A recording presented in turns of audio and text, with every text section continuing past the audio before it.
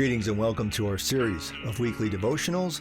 We're at the midweek part of our series this week as we look at some verses in Psalms 42 and 43.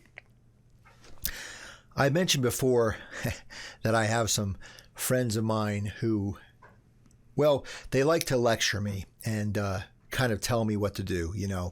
Sometimes I'll call and I just want to vent about some frustration, something that's going wrong in my life. And instead of listening, I have a couple friends and relatives who like to,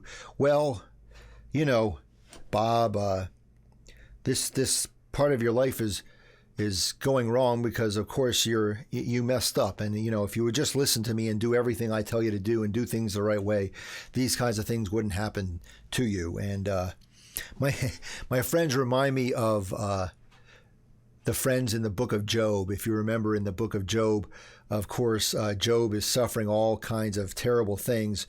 And Job's friends come to comfort him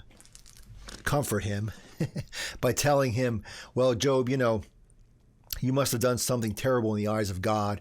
You must be unfaithful. Otherwise, all this bad stuff wouldn't be happening to you.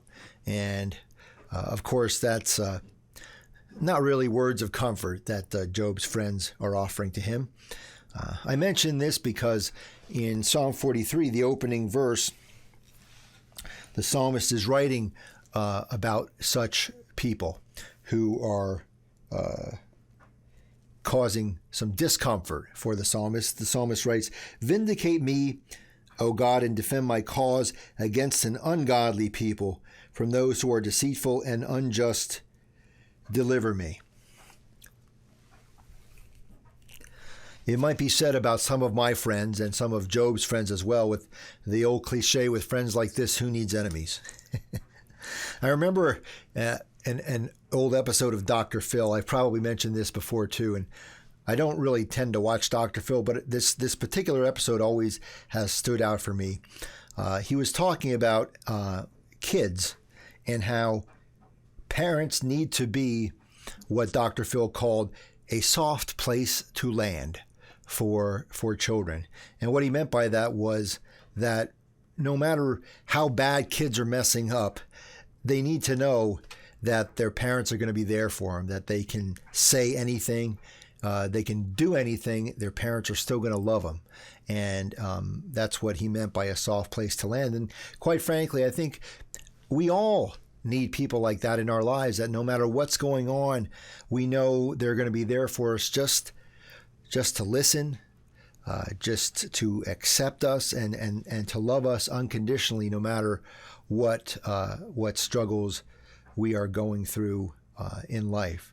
And of course, the psalmist knows in this particular psalm that although we might have a hard time sometimes finding people that are that soft place to land for us, that in fact God is always that place for us. The psalmist writes, "For you are the God in whom I take refuge."